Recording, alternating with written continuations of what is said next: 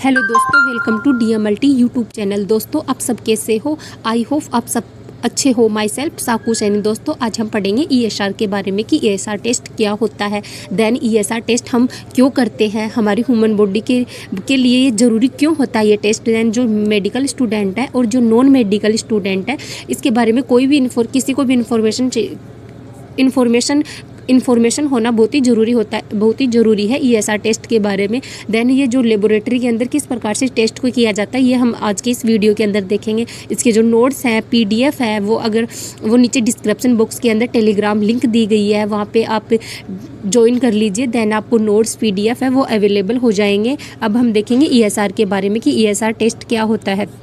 ESR क्या नहीं, ESR में इरिथ्रोसाइट्स सेडिमेंशन रेट, यानी ESR यानी जो हमारी RBC है, RBC cells and RBC blood cells हैं, वो सेडिमेंशन यानी सेटल डाउन, यानी कि रेट यानी दर, यानी जो हमारी RBC सेल्स है वो सेडिमेंशन यानी सेटल डाउन कितने समय के अंदर नीचे सेटल डाउन हो रही है, उस रेट को काउंट करने के लिए हम ESR टेस्ट करते हैं। यानी कि जो अपनी RBC ब्लड सेल्स होती हैं वो कितने टाइम के अंदर नीचे सेटल डाउन हो रही है, उस दर को काउंट करने के लिए ESR टेस्ट किया जाता है। ESR टेस्ट जो हमारी ह्यूमन बॉडी होती है उसके अंदर क्या होता है कि जो इन्फ्लामेशन हो जाते हैं, इन्फ्लामेशन को डायग्नोसिस करने के लिए ESR टेस्ट किया जाता है। ESR टेस्ट के थ्रू हम ये तो पता कर सकते हैं कि हमारी ह्यूमन बॉडी है उसके अंदर इन्फेक्शन है, बट ये पता नहीं किया जा सकता कि किस पार्ट के अंदर इन्फ्लामेशन है।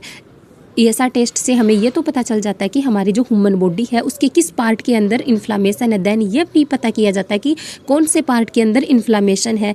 ये ESR टेस्ट है, इसका जो इंक्रीज लेवल है, इसकी कुछ कंडीशन होती है कि ESR टेस्ट है हमारी ह्यूमन बॉडी के अंदर कैसे बढ़ता है। ये हम कुछ कंडीशन है वो देखते हैं, जैसे कि टिश्यू ब्रेक डाउन हो जाता है तब ESR की कंडीशन है वो इंक्रीज हो जाती है। देन जो जैसे कि ब्लड के अंदर जो फोरेजन प्रोटीन्स होती हैं वो इंटर्स करते हैं तब ESR है वो इंक्रीज हो जाता है। जैसे कि जो पेशेंट होता है, अगर पेशेंट अगर इम्प्रूव कर रहा है, यानी कि लगातार इम्प्रूव कर रहा है, तो जो ESR होता है वो इंक्रीज होगा। देन अगर पेशेंट की जो कंडीशन है वो पर्टिकुलर कंडीशन ख़राब होती जा रही है, यानी ख़राब होती जा रही है, तो उसके अंदर जो ESR है वो डिक्रीज होगा। जैसे कि ESR के अंदर कुछ चेंजिंग होते हैं स्पेसिफिक डिजीज़ के लिए, उसको डायग्नोसिस करने के लिए जो प्रपोज यूजफुल नहीं होते हैं। जो ESR होता है उसके जो स्पेसिफिक डिजीज़ होते हैं वो उसके अंदर अगर चेंजिंग हो रहा है ESR, तो उस डिजीज़ को डायग्नोसिस करने के लिए जो पर्पज हैं, जो प्रोसेज हैं, वो यूजफुल नहीं होते हैं। तो ESR टेस्ट है वो हमारी ह्यूमन बॉडी के अंदर ये टेस्ट है वो मेनली 1 घंटे के अंदर किया जाता है। अगर 1 घंटे के बाद ये टेस्ट किया जाता है तो ESR है वो कम्प्लीटली राइट नहीं आता है, देन इसके अंदर एरर हो जाता है ESR के अंदर। देन हम ये देखते हैं कि जो ESR टेस्ट है वो 2 टाइप से होता है। लेबोरेटरी के अंदर ESR टेस्ट है वो 2 मेथड से होता है, जैसे कि Westergren's method and Wintrobe methods. इन Westergren's methods and Wintrobe methods हम जब सैंपल लेते हैं ESR का, तो EDTA ब्लड के अंदर होता है। EDTA ब्लड सैंपल्स होता है, जैसे कि ये वाइल है, EDTA वाइल है, इसके अंदर हमारा जो ESR का सैंपल है वो EDTA वाइल के अंदर लिया जाता है। यानी कि प्लेन पर्पल कलर की वाइल होती है, इसके अंदर EDTA, इसके अंदर ब्लड है वो क्लोट नहीं होता है, ब्लड ESR ट्यूब्स के अंदर। अब हम देखते हैं कि विंट्रोप्स मेथड्स क्या होते हैं। जो विंट्रोप्स मेथड्स है वो क्या होता है कि ये ESR है, मैंने ये बताया कि ESR का जो सेडिमेंशन रेट है वो इसके थ्रू यहाँ पे ये जो रेट है ESR की, ये सेडिमेंशन रेट होती है। इस रेट को काउंट करने के लिए, इस रेट को ज्ञात करने के लिए हम ESR टेस्ट किया जाता है, और ये टेस्ट है मेनली 1 घंटे के अंदर किया जाता है ESR टेस्ट। जो वेस्टरग्रीन्स मेथड्स, हमने 2 मेथड्स के बारे में देखा ESR के अंदर 2 मेथड्स होते हैं, जैसे कि एक तो वेस्टरग्रीन्स मेथड्स होता है और वेंट्रोप्स मेथड्स होता है। वेस्टरग्रीन्स मेथड्स क्या होता है, इसके अंदर जो नॉर्मल वैल्यू होती है मेल की वो तो 0 से 15 mm फर्स्ट होवर्स होती है। देन फीमेल की होती है 0 से 20 mm फर्स्ट होवर्स होती है। जो हम सैंपल लेते हैं वो पहले से पता है कि EDTA ब्लड के अंदर लेते हैं और 5 ml सैंपल लेते हैं। उसके अंदर जो सोडियम सिट्रेट होता है वो 3.8 ml होता है। और जो ब्लड होता है वो 2 ml ब्लड होता है और इसके अंदर जो रेशियो ब्लड का जो रेशियो होता है वो 1:4 का रेशियो होता है। जो ESR टेस्ट है ये जो इसका जो सैंपल होता है वो एंटीकोगुलेटेड वाइल के अंदर लिया जाता है। ESR का जो सैंपल होता है वो एंटीकोगुलेटेड वाइल के अंदर लिया जाता है, यानी कि EDTA वाइल के अंदर लिया जाता है।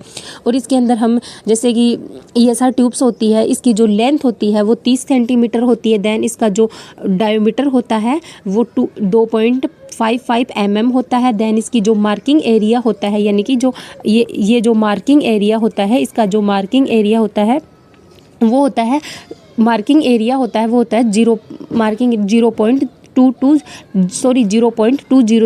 mm होता है इसका मार्किंग एरिया। और जो ये अपनी वेस्टर ग्रीन ट्यूब होती है वो 2 टाइप से, यानी दोनों साइड से ओपन नहीं होती। जैसे कुछ पेन्स होते हैं ना वो ऊपर से भी ओपन होते हैं, देन नीचे से भी ओपन होते हैं। तो जैसे ये वेस्टर ग्रीन होती है वो 2 टाइप से ओपन, मतलब कि बोथ साइड से ओपन होती है, नीचे से भी एंड देन ऊपर से भी। और इसके अंदर जो ESR स्टैंड होता है, ये रहा ESR स्टैंड, इसके अंदर इस ट्यूब को जो वेस्टर ग्रीन ट्यूब होती है इसके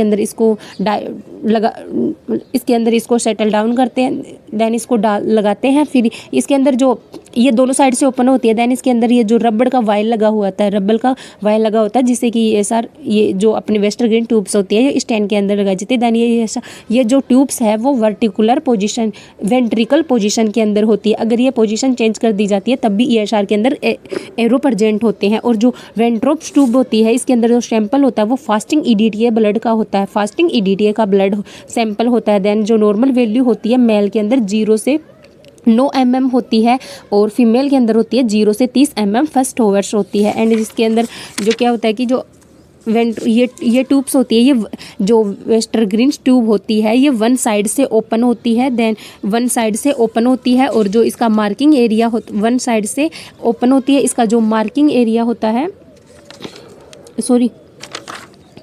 तो हमने ये देखा इसके बारे में, ये वन साइड। और जो इसका जो सैंपल होता है वो फिंगर टिप सैंपल लिया जाता है ब्लड का।